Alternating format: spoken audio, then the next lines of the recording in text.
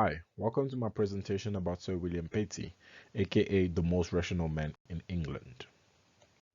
He was born in England in 1623. He originated from a poor family. He is the son of a clothier. And he died in 1687 in Ireland at the age of 64 years old.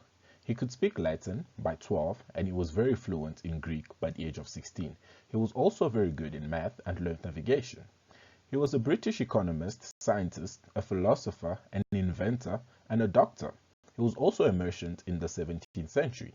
He is considered as one of the first people to develop what we call today the census technique. He worked as a cabin boy at 13. He broke his leg on this journey on a ship and was dropped off the coast of Normandy close to the city of Caen, where he was taken in by some Jesuit fathers who cared for him. They were impressed by his intelligence and put him in their college and paid for his upbringing. Here, he was educated for a good part of his life, mostly in mathematics. He also learned how to speak French.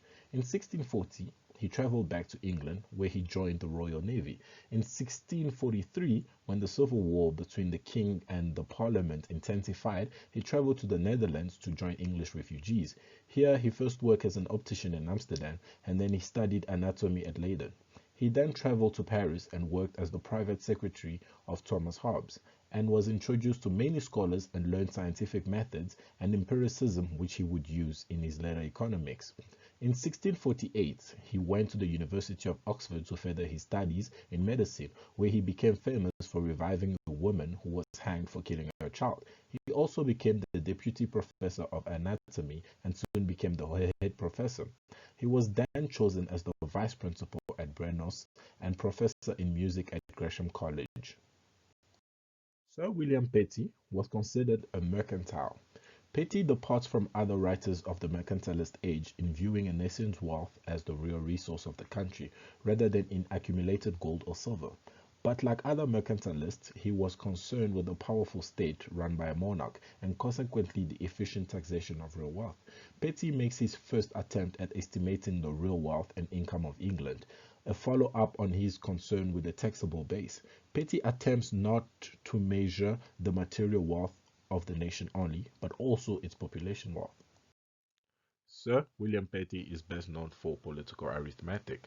This is the use of numbers to calculate the value of land or wealth. He is best known for two things: the Down Survey, which he conducted in Ireland. He found the most efficient way to determine the population, economic activities, and wealth of Irish land with statistics. He also did some work in England by calculating the wealth of the nation using statistics to determine the population's wealth instead of gold and silver. He was very similar to two scholars. He worked with Thomas Hobbes and shared the ideas of an all-powerful state. He believed that the state should protect property rights, but he also shared ideas of Adam Smith. He believed that the market should handle labor and pay laborers according to their work. He supported the laissez-faire approach to government activities. He was against regulation of the economy. Sir William Petty is considered as one of the first people to develop what we call census techniques. He was appointed as a physician general to the King's Army and traveled to Ireland.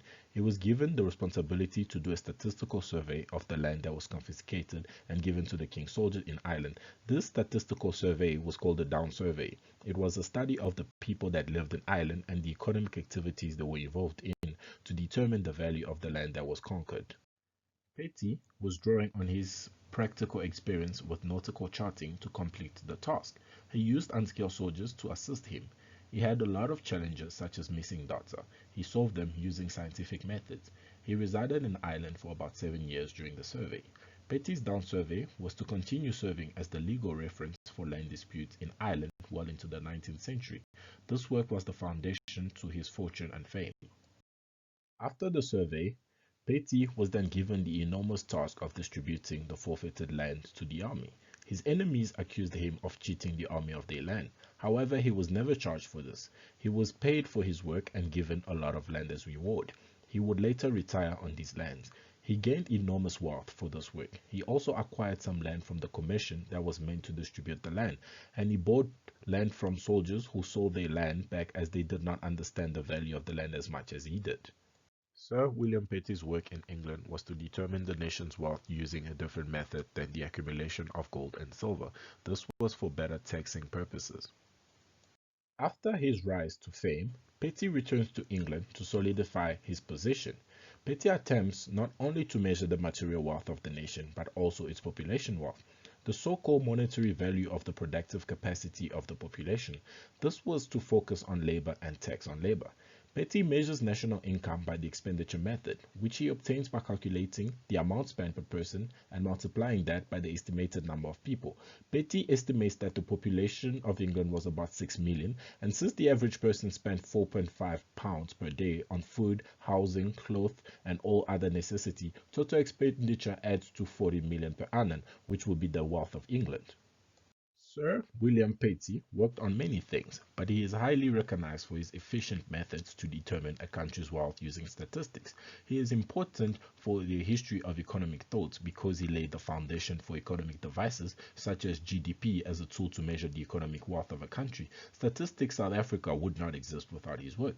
He also advocates for a laissez-faire approach to government activities, which we use today under neoliberalism.